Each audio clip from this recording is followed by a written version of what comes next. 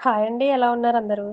మీకు కట్టెపరగలు తెలుసా? ఇవైతే చాలా బావుంటాయండి. ఇగురు చేసుకోవచ్చు, పులుసు పెట్టుకోవచ్చు, ఇంకా ఫ్రై కూడా చాలా బావుంటుంది. ఇవి మీరెప్పుడన్నా తిన్నారా? మార్కెట్‌లో కూడా దొరుకుతాయండి ఇవి. చాలా ఐటెమ్స్ చాలా బావుంటాయి. మాకైతే ఇక్కడ ఆదివారం రోజు, ఇంకా మంగళవారం రోజు కూడా రోడ్ పైన చిన్న చిన్న షాపులు పెట్టి ఇలా అమ్ముతూ ఉంటారు. కానీ వాళ్ళ దగ్గరికెళ్ళి మనం తెచ్చుకోవాలంటే కొంచెం ఇబ్బంది పడుతూ ఉంటాం. ఉదయాన్నే వీళ్ళు ఎవరి డ్యూటీలకి వాళ్ళు వెళ్ళిపోవడం వల్ల తెచ్చుకోవడానికి వీలు కాదు. కానీ ఇళ్ళకి తీసుకొస్తూ ఉంటారు కదండీ! ఇలా గంపలో వేసుకొని అన్ని రకాలు వాళ్ళు కూడా తీసుకొస్తూ ఉంటారు లేడీసు. వాళ్ళైతే మనకి మాట్లాడడానికి, వాళ్ళ దగ్గర తీసుకోవడానికి చాలా వీలుగా ఉంటుంది. మనకెలా కావాలంటే అలా అడిగి తీసుకోవచ్చు. ఈవిడైతే మా ఇంటికి రెగ్యులర్‌గా వస్తూ ఉంటుంది. ప్రతిరోజు అడుగుతుందనమాట. ఇవాళ ఏమన్నా కావాలా మీకు అని. కావాలితే నేను తీసుకుంటాను. లేకపోతే వద్దని చెప్పేస్తాను.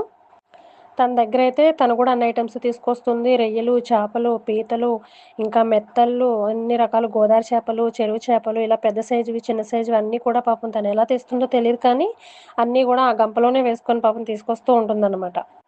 కూటి కోసం కోటి తిప్పలు అని ఎవరి పాట్లు వాళ్ళకి తప్పవండి. అయితే తన దగ్గర నేను రొయ్యలు, ఇంకా ఈ మెత్తలు మెత్తలు కాదండి. కట్టెపరగలు తీసుకున్నాను. అయితే తనే క్లీన్ జేసి ఇచ్చింది. కానీ తను వెళ్ళిపోయిన తర్వాత కూడా నన్ను మళ్ళీ క్లీన్ చేశాననమాట. ఎందుకంటే దాని పైన చిన్న చిన్న పొట్టు, పొలుసు ఉంటుంది. అది సరిగా కిందేసి రుద్దినా గూడా రాదు. అందుకని చిన్న స్పూన్ తీసుకొని దాన్ని అలా క్లీన్ చేశాను. అప్పుడు మొత్తం క్లీన్ అయిపోతుంది. మనం వాష్ చేసుకొని తర్వాత ఇంకా కర్రీ వండుకోవడమే. చూసారు కదా! మొత్తం క్లీన్ చేసి ప్లేట్‌లో పెట్టాను. అవి ఎంతవని మీరనుకుంటున్నారు? నేనైతే లాస్ట్‌లో చెప్తాను మీకు. ఇదైతే నేను పులుసు పెడదామనుకున్నాను. అందుకని కొన్ని ఉల్లిపాయలు, బెండకాయలు, టమాటాలు, చిన్న అల్లం పీసు తీసుకున్నాను. ఇవంటి గ్రైండ్ చేద్దామని. అంటే బెండకాయలు గ్రైండ్ చేయను. ఉల్లిపాయలు, టమాటాలు, ఆ అల్లం ముక్క అందులో ఏసి గ్రైండ్ చేసేస్తాను పేస్ట్‌లాగా.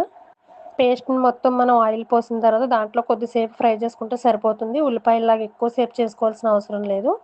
అదంతా అయిపోయిన తర్వాత దాంట్లో కొన్ని టమాటా పీసులయితే నేను మొత్తం పేస్ట్ చేయలేదు. కొన్ని పీసులు విడిగా ఉంచుకున్నాను.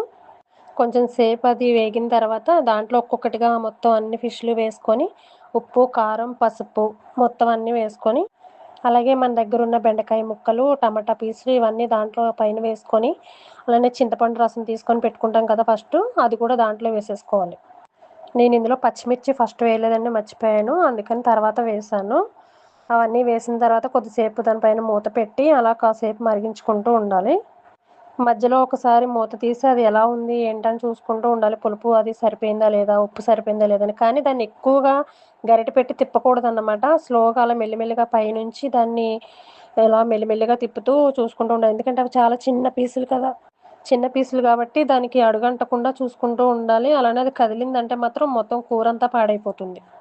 ఇందులో మసాలా కోసం కూడా నేను ఎక్కువేమీ వేయలేదు. కొంచెం ధనియాలు, కొంచెం జీలకర్ర తీసుకొని అది మిక్సీకైతే ఎక్కువైపోతుంది కాబట్టి తక్కువైపోతుంది కాబట్టి నేను రోట్లోనే కొంచెం వాటరేసి దాన్ని దంచిపెట్టాను.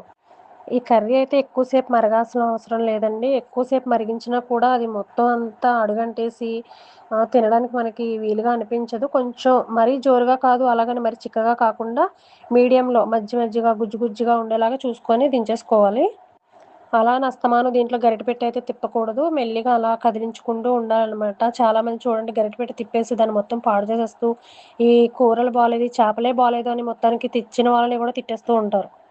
కానీ మనం ఇంటి దగ్గర తీసుకున్నా, బయట మార్కెట్‌లో తీసుకున్నా ఫస్ట్ ఫిష్ ఎలా ఉందని చూసుకొని మరీ తీసుకోవాలి. ఇంటికొచ్చిన తర్వాత మనం సరిగ్గా చూసుకోలేదన్న విషయం మర్చిపోయి, వాళ్ళే మనకు సరిగ్గా ఇవ్వలేదేమో అనుకోని రేపైన మళ్ళీ వాళ్ళనే తిట్టేస్తూ ఉంటారు. అలా కరెక్ట్ కాదండి. మనం ఏదైనా సరే తెచ్చుకునేటప్పుడే అవి మంచిగా ఉన్నాయా, లేవా అనేసి ముందే మనం చెక్ చేసి తీసుకొని తెచ్చుకోవాలి. పులుసైతే బాగా మరిగిందండి. ఇప్పుడు నేను మసాలా గూడా వేసేసాను. స్మెల్ అయితే అదిరిపోతుంది. మసాలా వేసిన తర్వాత తిప్పడానికి నాకే భయమేస్తుంది. ఫస్ట్ గరిటె పెట్టి ట్రై చేశాను గానీ, నాకు వీలవ్వలేదు. అందుకనేసి నేను కూడా అటు సైడ్, ఇటు సైడ్ పట్టుకొని కొంచెం దాన్నలా మెల్లిగా కదిలించి, మసాలా అంతా దానికి కవర్ అయ్యేలాగా దాన్ని కొంచెం తిప్పాను. మీరు కూడా అలానే చేసుకోండి. చేపల పులుసు ఎప్పుడైనా వండుకున్న రోజు కంటే మరుసటి రోజు ఉదయానికైతే అది చాలా బావుంటుంది. మనం వండుకున్నప్పుడు అది వేడి వేడి అన్నంలో యేసుకొని తింటాం. అది వేరే టేస్ట్ ఉంటుందేమో కానీ, మరుసటి రోజు ఉదయానికైతే చాలా రుచిగా టేస్ట్ ఇంకా అదిరిపోతుందనమాట వండుకున్న దానికంటే.